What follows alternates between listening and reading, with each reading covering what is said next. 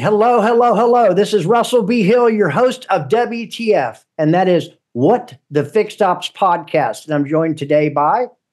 Hello, everyone. I am the co-host here, Charity Dunning, and I am very excited to announce our guest today. We have David Long. He's the founder of All Things Automotive and the Pandemic of Positivity. He's also an executive GM, a consultant, a vendor, a husband, and a family man. David, welcome to the show. So glad to be here with both of you. I'm excited to spend a little time together. This is great. So listen, just about everybody, I don't know where you were at, but in the last year, all of a sudden, I've become a David Long follower, guru, whatever the case may be. It's like everywhere I go, David Long seems to be there. And I know a lot of you out there know who he is, but some of you don't. But you're going to know today. There's not much he won't say, or there's not much that you can't, there's no question you can ask him that he won't have something to say about it. And I don't mean that except in an extremely positive way. I have learned through some time speaking with him that we have a lot in common in automotive and in personal trials and tribulations and struggles where we've overcome. Matter of fact, on All Things Used Cars this morning, that was a topic about, characters being developed by the time you're 16. How do you make significant changes after that? And most people probably don't, but David Long has. David, tell us, our listeners, who you are, what you're about, and what you do.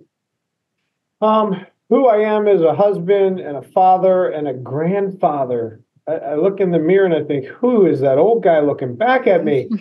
2 young grandsons, 3 children, a wife of almost 30 years. Wow. I've been in the automotive business for 38 years. I've been in recovery for 35 years. And I am just a student of people. Not real fan of the car business, or cars, I should say. I love the car business, but I'm not a car person. I'm a people person that absolutely loves people. And that's who I am. Yeah, I want to, and Charity has some great questions, and I'm kind of just like roll your own, but I'm really fascinated. I hear people talk about, and I know you're more than willing to talk about it. You hear the terminology clean and sober, and I speak to a lot of people and work with a lot of people in recovery today, as I know you do as well, and also in business and other types of things, I'm sure relationships and whatnot. And when I ask people to raise their hand if they think clean and sober is the same thing, I'm surprised how many people actually do, and they're not the same at all. Clean is just somebody who doesn't use. Sobriety's a way of life. Do you understand it that way too, David? And would you mind sharing just a little bit about what happened to you? What was your turning point or fork in the road? Well, it's been a long time. And I do agree that there's a difference, a significant difference. And I know a lot of people that are listening or watching this are probably thinking, well, I don't have an issue with any kind of chemical dependency. I think that majority of people have some dependency, whether they're willing to admit it or not. It could be this, it could be, avoiding pain through other means such as food, or, you pick the substance. It doesn't necessarily need to be drugs or alcohol. And I think a lot of us find things to avoid feeling what we're feeling. So back when I was growing up, I'm the youngest of 8. Mom and dad, both alcoholic and drug addicts. Grandparents, same. So I was used to the turmoil, and it seemed like I didn't know there was any other way. But I got clean and sober when I was in my 20s after my brother committed suicide.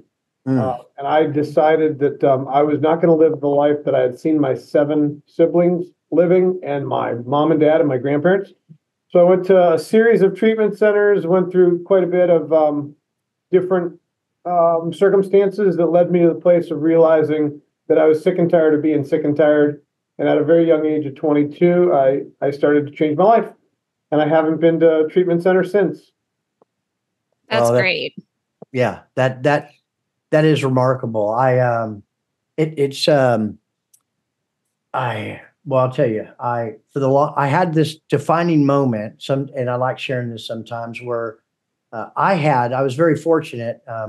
I was fixing to commit suicide, and I had this burning bush experience. And I grew up, always believed in a God and church and all that stuff. My parents were alcoholics as well. I get it. They did the very best they could, but I had this moment, and in that moment, and nothing ever worked before with all the treatment programs, jails, prisons, et cetera. Nothing ever worked to stop that compulsion obsession I had for wanting to get that feeling until that one particular moment. And in that moment, the obsession and craving for drugs and alcohol was actually removed, but something else took place too. And in that moment, I realized total surrender that it wasn't anybody's fault anymore. I blamed everybody for everything. It was never my fault. I was a victim. You don't understand. I suffer from terminal uniqueness.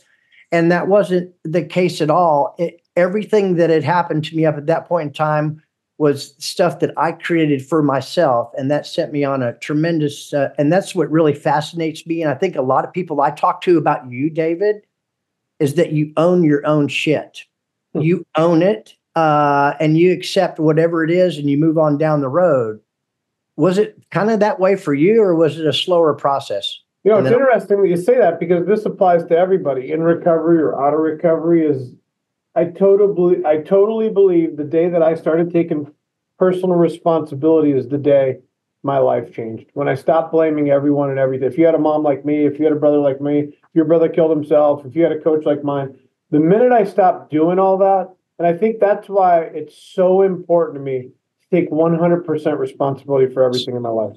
Yes. I really believe that was what birthed this in me, is that no more am I going to blame something outside of myself for what's going on inside of my life.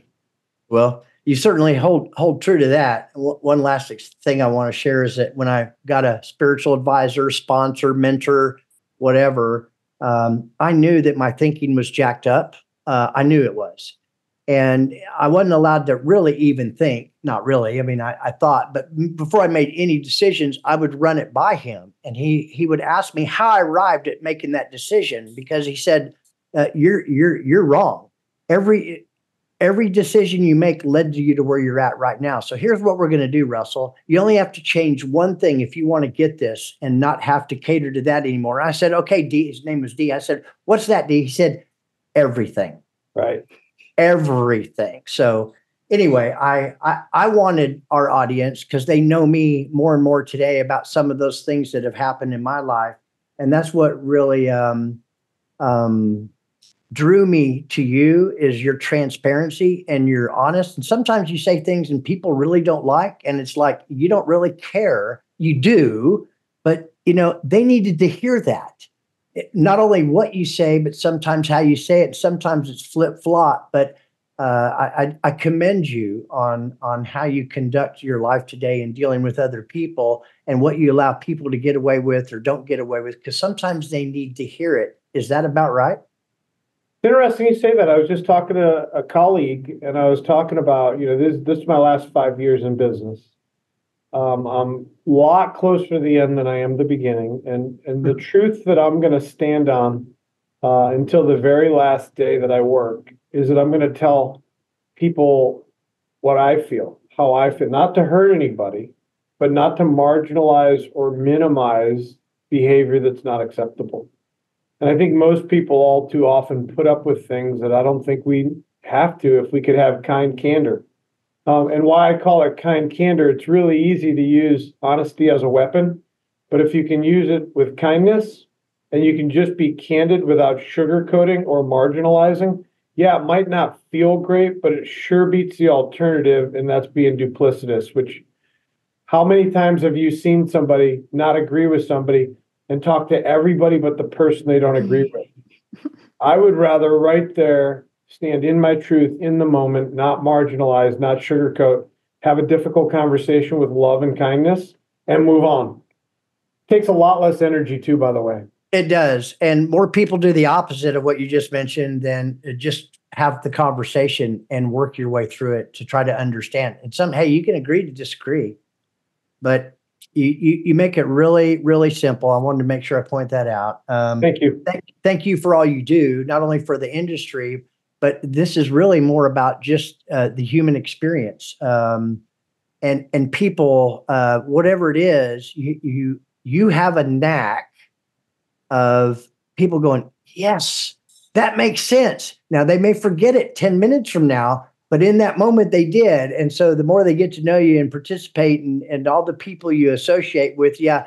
So my mentor, and I'm sure I've said this before, I found a guy like you many years ago. I don't quite have 35 years, 29, but I met this guy and I was ready to go to the next level. And I'd been clean and sober for about 4 or 5 years.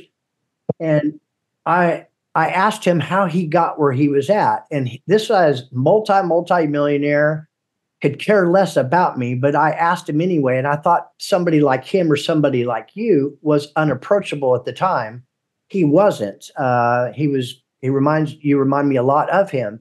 But he looked at me when I sat down for lunch to start talking to him, and he was willing to work with me. And he said, look, I'm going to put you through the paces. I'm going to put you, if you want this, if you want to go to the next level, it's going to be so uncomfortable. You're probably not going to want to do some of the things that I suggest. But if you don't, that's the end of our relationship. So he asked me, are you willing to do the things that other people are not willing to do so you can have and become the things that most people will never have and never become? That was pretty profound for me. And it started me on a trajectory that just really transformed my life. And I think you do that for a lot of people. And I haven't really got a chance to tell you that, but thank you for those things that you do for other people. So thank you. That's super kind of you. And it's the way what that mentor sponsor did for you is exactly what I do for the guys that I help. And by the way, I have a 100% track record. You know what that means, right? I do not. I can guess, but there's no way that you're sponsoring people and they all have a 100% success rate. That's not what you mean, right? My 100% track record is I have not found it necessary to take another drink. Whether they did or didn't is out of my control. But by the mere fact that I'm helping so many people, it has been foolproof for me for over 35 years. So I have a 100% track record.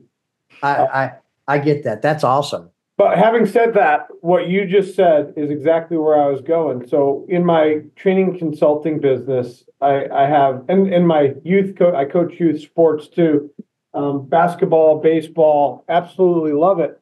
But everybody has a contract that they enter with me. And there's an agreement, and I'm going to hold up to my end of the agreement. I'm going to ask that you hold up to your end of the agreement. And if we don't, I'm not angry. I'm not going to fuss and fight. I'm not going to get excited. I'm just going to simply end our relationship.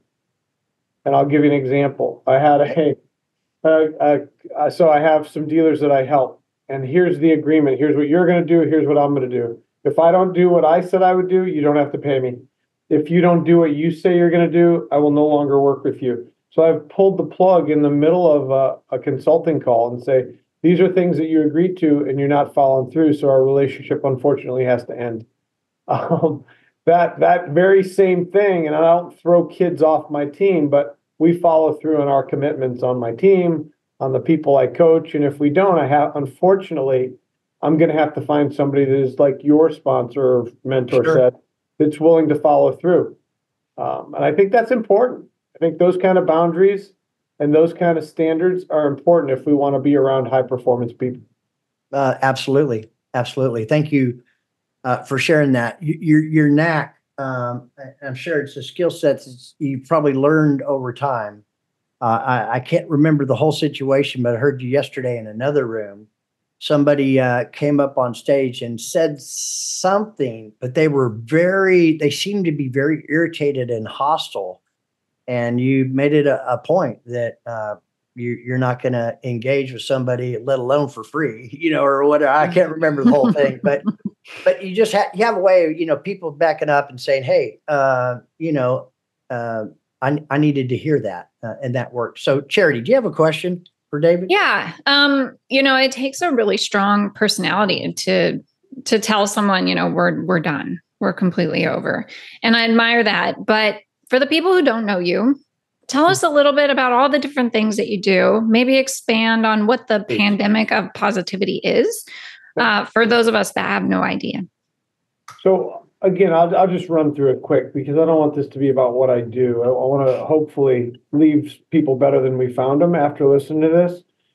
So the first thing is the pandemic positivity, because you brought that up. During the pandemic, there was all this death and all this heaviness, all this sadness, and I didn't want to minimize that or ignore it. But I also know that there needed to be some energy put on things that were positive in the world, some kindness that was happening, some compassion and some love. So myself, I woke up at about 2 o'clock in the morning, and I'd never wake up. And I thought, we need a pandemic of positivity. So I reached out to my circle of influence and I said, hey, are you in? And there's a website, you can go to Pandemic Positivity and you see some really amazing human beings. And we just put a little energy into love, compassion, and kindness and trying to change and shift what was going on in the world. And then that thing just caught fire. Then I started a room called All Things Used Cars, because that happens to be where my foundation, my strengths are in the car industry, which wasn't always the case in used cars. And then I thought, wow, if I could learn so much on the used car side, why don't I have a FixedOPS room? And then I got people like Russell and other really bright people in the industry to weigh in and help support that.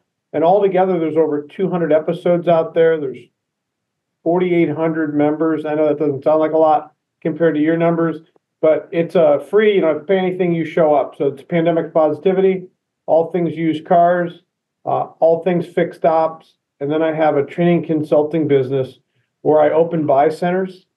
And my training curriculum is in 2 languages, and it's in 2 different countries here and Brazil. I think I said 75 I've opened so far. And Yes. this is like having a 5th department. So you have a new car department, a used car department, a service department, and a parts department. Well, now you can have a buy center. And these buy centers all over the world, between here and Brazil, are averaging 30 private party purchases per person, average. And these are from cars that you would never find and people you could never meet if you didn't have this department. So, and then I coach a couple owners that own big dealer groups and help them sort of understand how to organizationally run their business from their seat. And of course I run Hansel Automotive Group. So I have multiple rooftops and then I coach youth sports. So that's in a nutshell what I do. Wow. That's why you get up so early in the morning, right? Yeah, my wife thinks I'm a machine, like a robot, because I wear this Aura ring to tell me, make sure I get my good solid 3 or 4 hours of sleep and that it was sound. So if I can get 18 minutes of deep sleep every night, I'm good to go. I hear you. Listen, it's important for me, and I think for a lot of us, the mindset, attitude, gratitude. I have to always see myself achieving something and doing something, and I need to make sure that other people around me are impacted along the way, all of which I know that you do.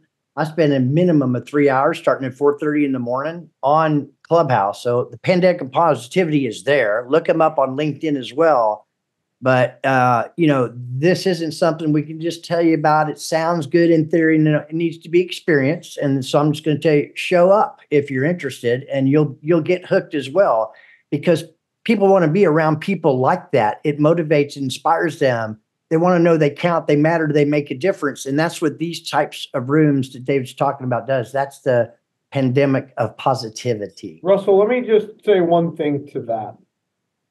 If there's a room open that talks about a political, whatever, like it's just Sure. negative, it's heavy, it's gossipy, that room will get 1,000 people in it. You put a room together or a show about, being positive, being more kind, being more compassionate, being more loving, and very few people show up. What does that tell me? Well, it tells me a lot of things. People don't want to hear that. They would rather reinforce what they're thinking instead of being a part of something that challenges them. All I know is this: wherever you want to go tomorrow, you're not going to go there unless you make some changes today, because you're a sum total of everything you've said, heard, read, and done up until this moment. So people just aren't ready to hear that kind of stuff. Is that some of what you're talking about?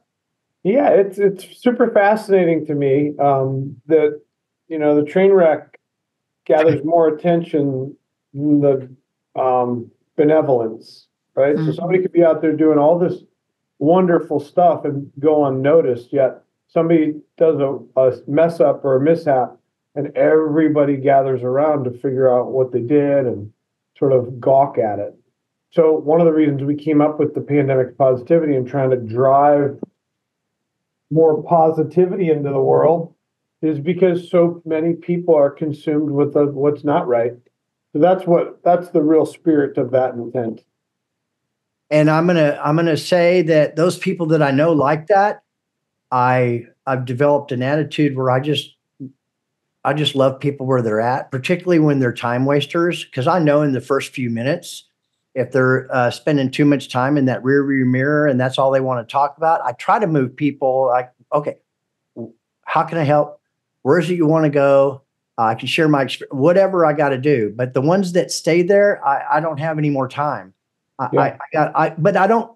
I love them. They're just not ready. You can get them to the trough, right? But you can't make them drink. Cliche, but that's so true. And I think it's the same thing. And these are the cream of the crop that I think that appear in these rooms. These are all people that want to be a part of that change in automotive that most of them aren't willing to do. And it's unfortunate, but people don't want to look at themselves and they wonder why.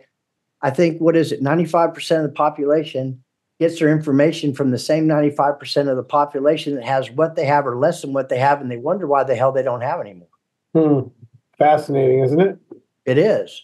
So I still encourage everybody out there, show up and just get a little taste. And if there's something you want and you're willing to stretch for it and get outside of your comfort zone, because you're not going to find it being comfortable. I totally agree. Great point. Okay, Charity, I know she's got a lot of them. I have a lot. And, I didn't know anything about the pandemic of positivity before this podcast. And, it makes me, just the name makes me reflect, okay, so we had the pandemic and really there was such a mood shift across the country and the world and within automotive. And it makes me wonder, are we different now as far as our mood and our perspective than we were back then or even right before the pandemic? What do you think? I don't know if it's something that I've just recently heard or a Tony Robbins episode I was in or watching, but I think people are in a lot of pain. I think people are living in a lot more fear today than they have. And I think there's a separation. I call it being choked off from the sunlight of the spirit, right? Like there's so many things that block us from being good, kind human beings, right? The fear of what we might not get, the regret of our past. So whether it happened before, during, or after the pandemic, I think the human race has a lot of work to do. And I believe strongly, and I have a fundamental foundational belief that people are genuinely good, but I believe that people are in a lot of pain right now and a lot of fear. So that's one of the reasons why I think the pandemic positivity is so important right now, because don't underestimate or judge somebody's outside based on what you think is going on the inside. Use Robin Williams, for example. Oh, yeah. Yeah. Right. So and as my brother, took his own life, and as I was headed down that road, on the outside, you would have never thought that he was one of the people that would have done that. So you just don't know. So my point is, go out of your way to be kind, because how can you tell if somebody needs encouraged? What's your answer? How can you tell, Charity? Yeah, I mean, that's a difficult one. And it is a good reminder for all of us to be kind to the people we come across every day. Why do you think we're in more pain now? Do you think it's because of the pandemic or everything that we've been through cumulatively? What do you think? Well, I have a strong feeling, but the reason to answer that question of how can you tell if somebody is in pain or living in fear, they're breathing. I don't know too many people that don't have some level of pain or some level of fear. But why do I think? I think it's because we live in a world of mass distraction.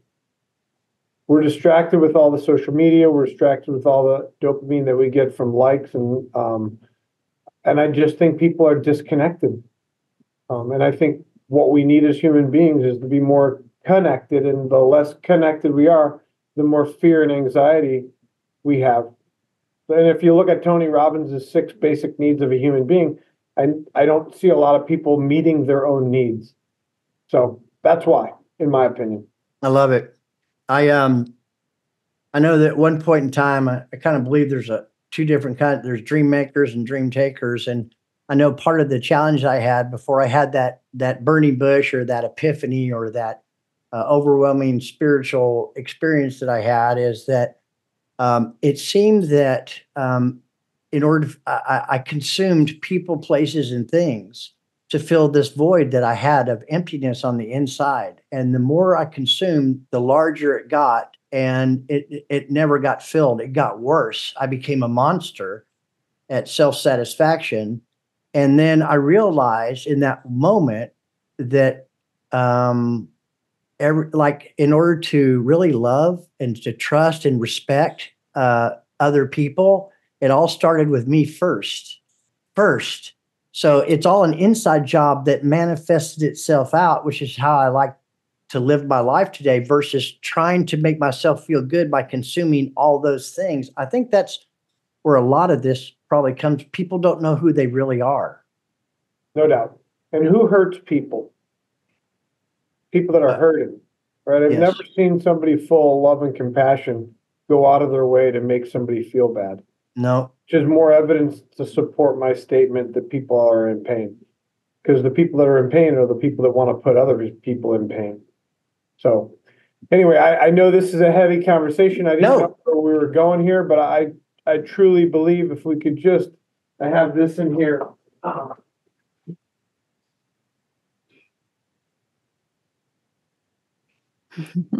Proceed with kindness. I really think that that's often overlooked. Like when we get busy and we greet somebody without a kind salutation, or we send an email that doesn't have a greeting in the beginning or a thank you in the end, and we're just trying to get through our day, I think it leaves people feeling used. I think it leaves people feeling less than valued. So it's simple. No, kindness. This is the stuff that we like talking about. And it is being humble and kind is a lot easier than being humbled by somebody or something you did. Let me guess. At this very moment, another vendor is walking up to your lot with something shiny to sell. Before you head back and hide in your office, let me take a minute to tell you about my friend Dawn Pelham and my friends over at Global Dealer Solutions. They exist to help you find solutions to problems, some of which you might not even know you have. Best of all, they can manage as many products and services as needed for you, helping cut down on multiple vendor visits and distractions.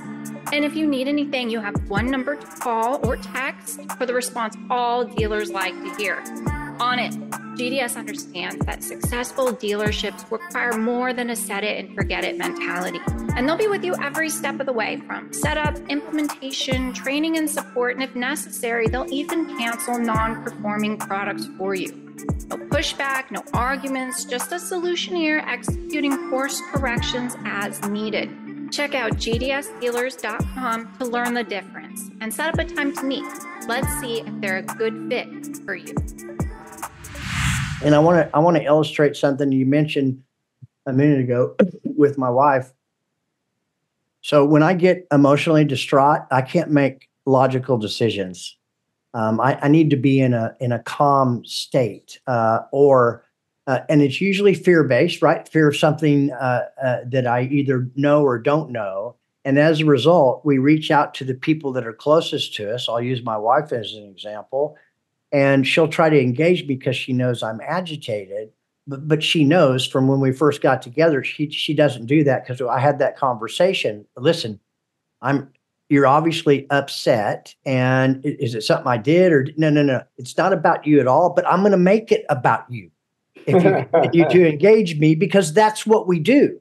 Then you're talking about separation. It may not be in the next one or the next one or the next one. Next thing you know, it's in every argument that you have, and it's not water under the bridge. Once you say it, it's out there.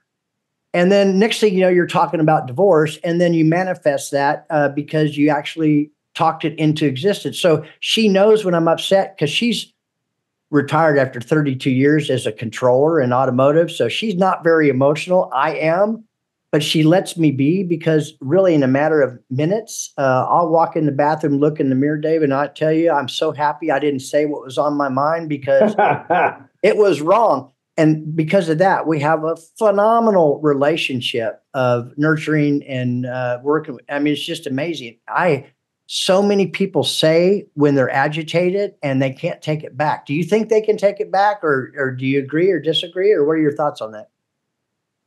Oh, gosh.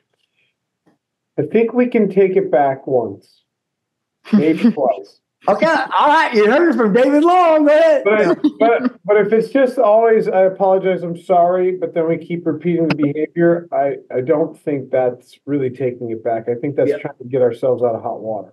Yep. Do you think that applies to your team too? If a member of your team messes up, they get one get out of jail free card, but if the behavior keeps occurring, it's different. No, I don't. So I'm expecting my team's going to mess up. I'm expecting that we're not going to follow through, and I get what I expect. And I know that you might be thinking, well, how could that be? How's that raising your standards? But I mean, we're in the people business, and we're gonna continue to make mistakes. I think it's how we recover from the mistakes we make, how we own our mistakes, how we repair the damage that's done, that is more important than whether we misstepped or we didn't. That's my opinion. Mm-hmm. Right. And so what are some of the mistakes that you deal with in the industry on a regular basis? Are there some common things that you see happen over and over again? Yeah, it's fascinating. It only took me 35 of my 38-year career to figure it out. And it's because of the coach that I have, and he kept trying to get through to me. His name's John Malashenko, and he's been working with me for about 6 years, and it took 3 years of him saying it for me to be like, oh, that's what you mean. Says, Dave, there's two dealerships that are running, the one you think you're running and the one that's actually running. And the closer you can get those two to be in parity and harmony, the more functional and the more successful you'll be. Meaning, I guarantee you there's things happening right now in any one of the rooftops that is outside of what we all agreed we would do, right? Like our response time to an opportunity, our meet and greet, our walk around on the service drive, our MPI process, our technician recommendations. It's all right now breaking all around me every single day. It's how do we continue to push and close the gap? And I think the more with consistency, with kindness, with persistence, I think that's the only way you close the gap. And then knowing that it's going to be like this, Mother Teresa was asked one time what her relationship was like with God. And she said it was like any other relationship. It was, and I believe that my company runs like that too. Right? It's never constant, and there's always an opportunity. And when I think it's all working, there's something that's falling apart. So I don't know if that answers your question, but it's the thing that I love about this industry, or any industry, that it's going to continue to fall apart. And you know what I call that? Life? No, I call that job security. I have training manuals, I have training videos. If all I had to do is shoot them out in an email and people watched them once and everything would go perfectly, they wouldn't need me. So I love it. Keep breaking, keep messing up, right? I know it's going to happen, and I just want to continue to pull that and close that gap. Go ahead, Cherry. Yeah. Do you see? So we've come across some leaders that like to light fires so they can put them out.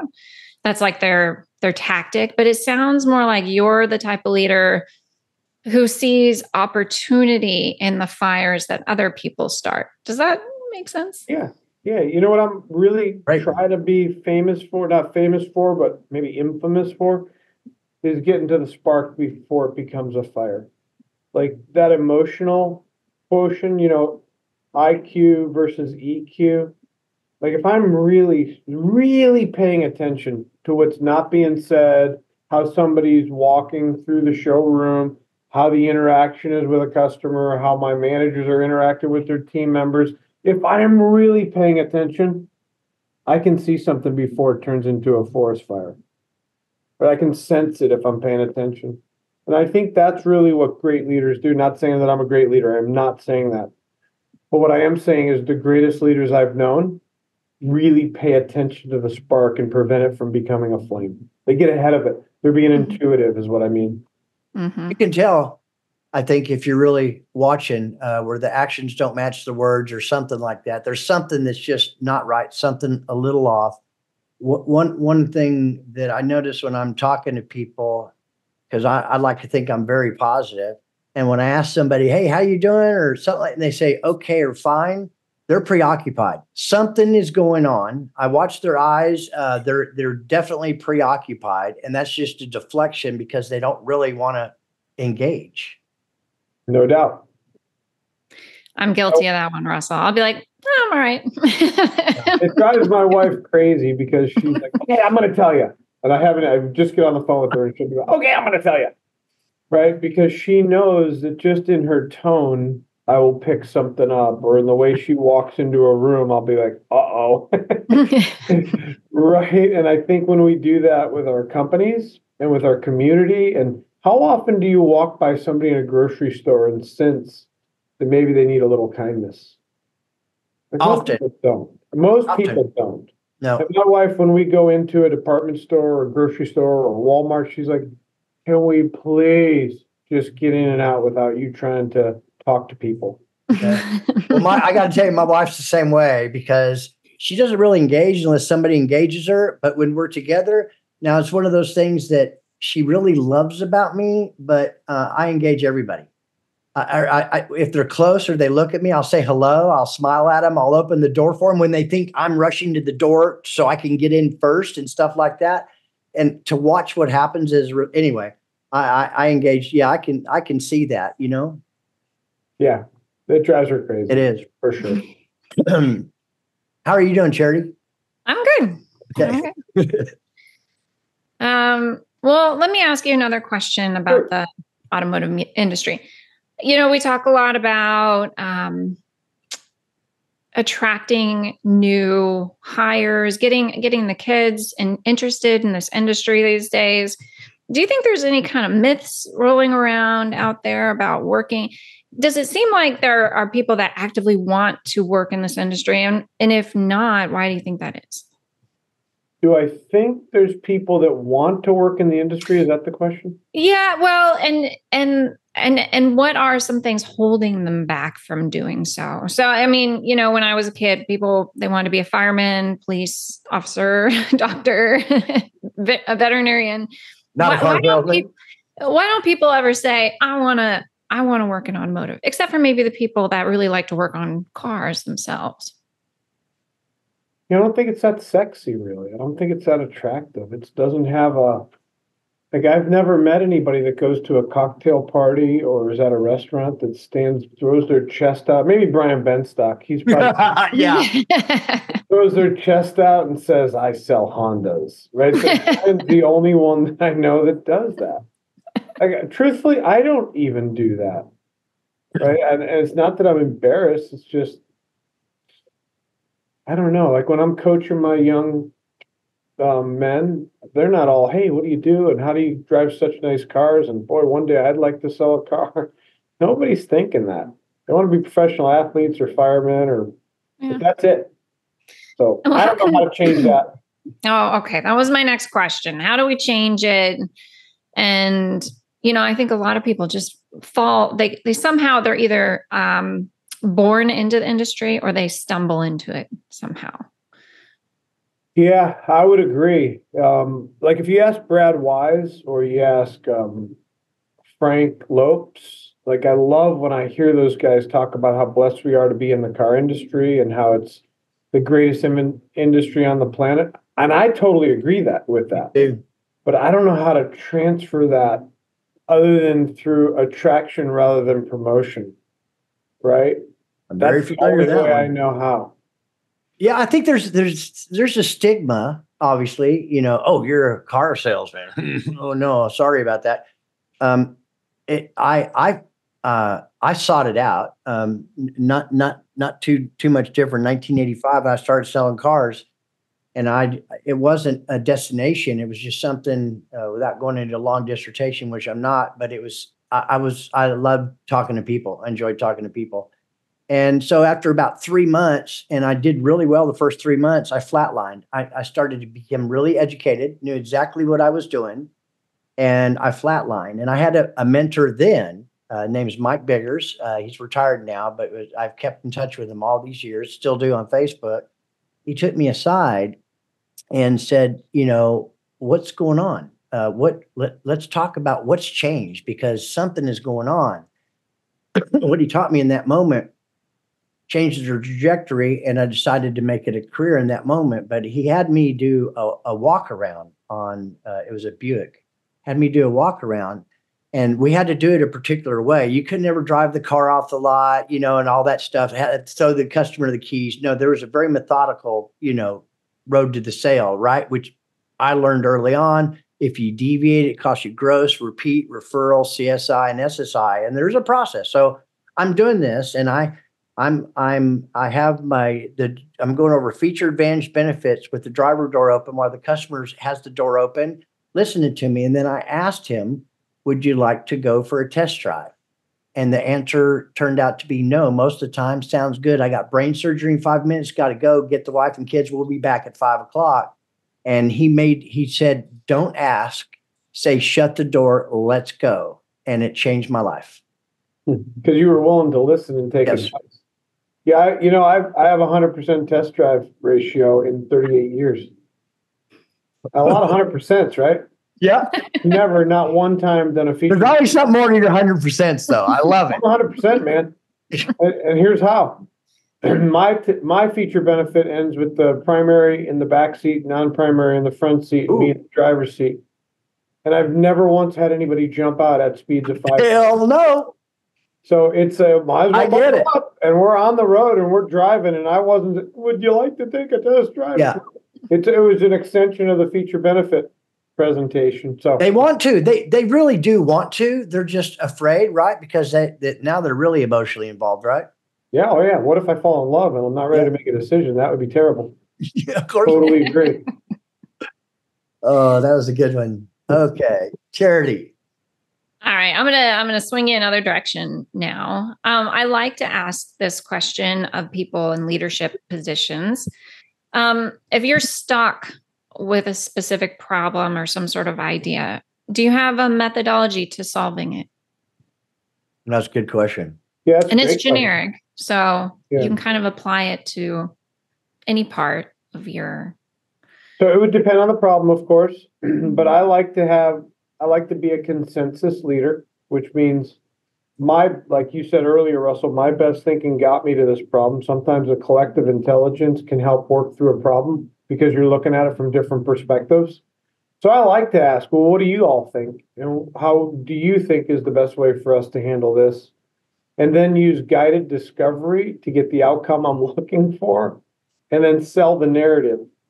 I love that. No, everybody gets a voice, many get a vote, but once it's all said, I need to control the narrative and move it in a direction that's best interest of everybody, not just the employee, not just the customer, but the company as well. That is a very articulate answer. Yeah. Well, you know what? That's how you get the respect and people. You're involving people again. They feel like that what they said made a difference is part of the equation instead of ultimately whatever David says is the way it's going to be. Yeah. I think that's the kiss of death, right? Like if I walked into a conference room and said, our owner's name's Henry, and says, Henry said, the minute I say Henry said, I lose all credibility, right? So here's some ideas that are on the table. What do you all think? Have you considered this? Let's give this a try. Can I get your commitment and buy-in? And then we go take the hill. That's worked pretty well for me. I think that is the ultimate way to work. If you name drop and that's the way it's going to be, you just lost all credibility.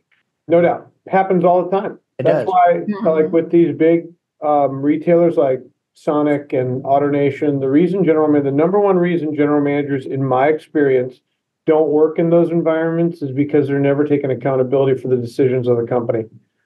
They're always saying corporate said or the DVP wants, or the minute you do that, you're no longer in control of your outcome. Corporate policy. Sorry, don't have any choice. They just changed the way we're doing it. Yeah. This is what I'm being told you have to do, and that is kiss of death. Yeah, and the really great ones don't work for those organizations. Well, you know what? I worked for them for 20 years. But you learned a lot of what not to do. Well, and not only that, I learned that I could take and do what we just talked about, which is take the initiative, create a narrative that I could live with, that I could sell to my team. Because if most of us got paid for the idea, for selling ideas, most of us would be bankrupt. Right? So if it's an idea that might not completely be mine, but I can get my head around it, now it's my job to sell my team on how we're going to make the best of this idea.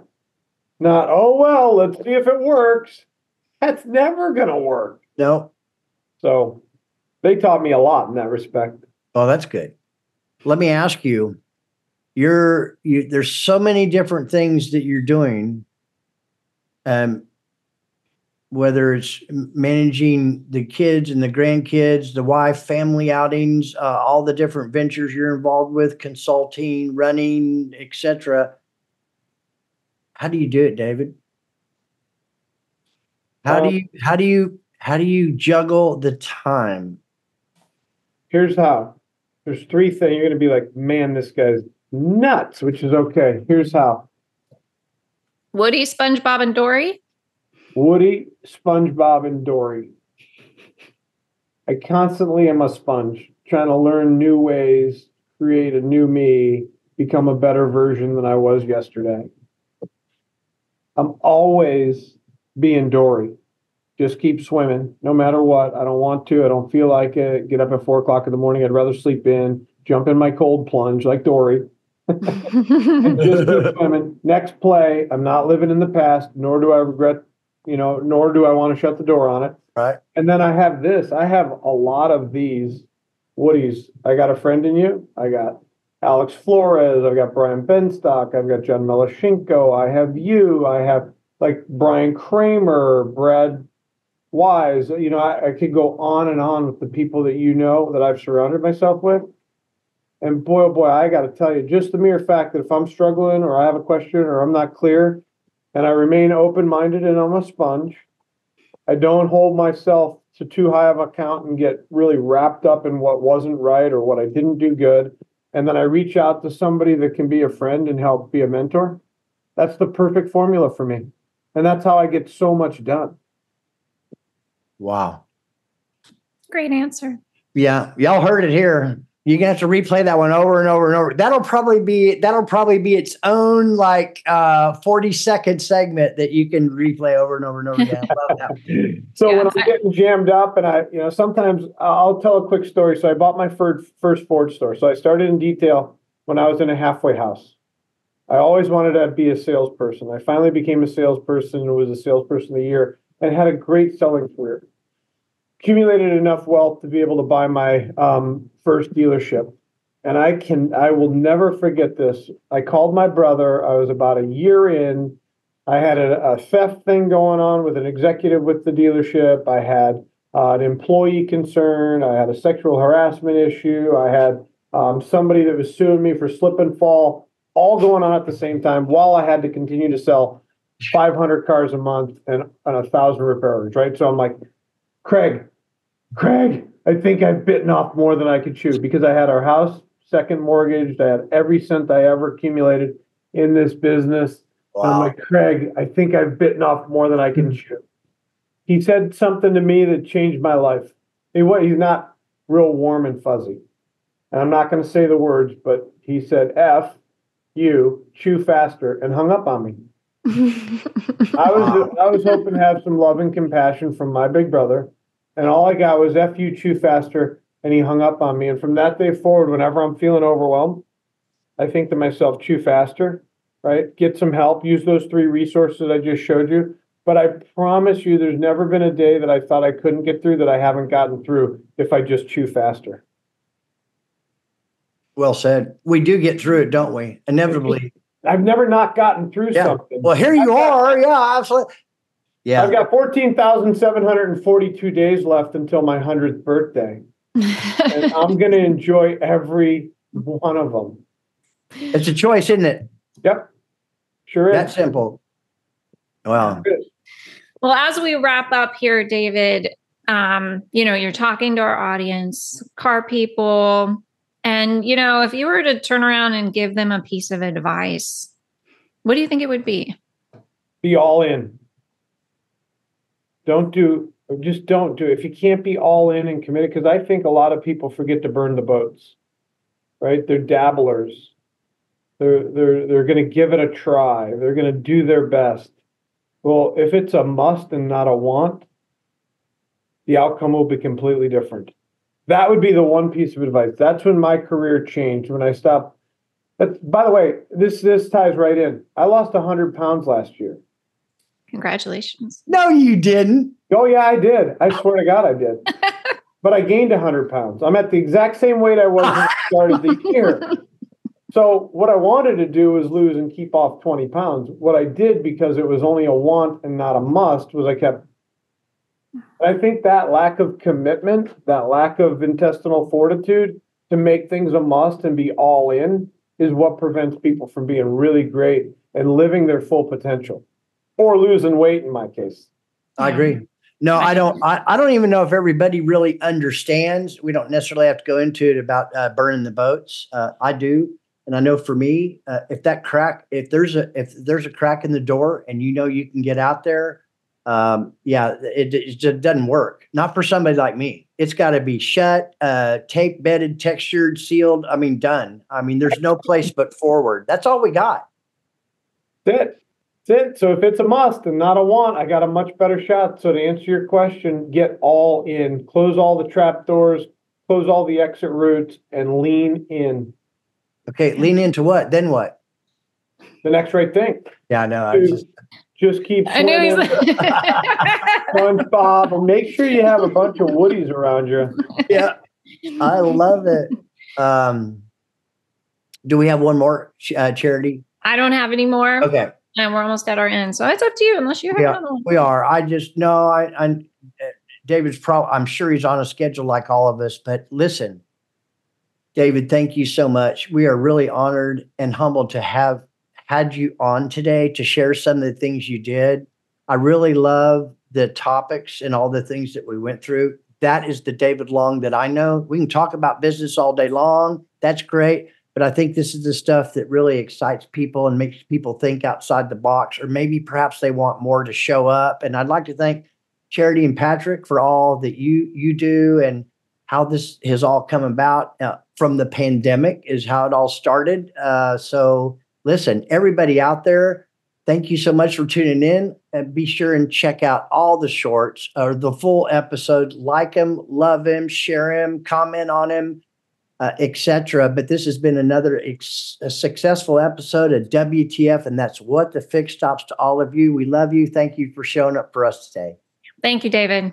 Thank you both so much. I loved our time together. I look forward to it again.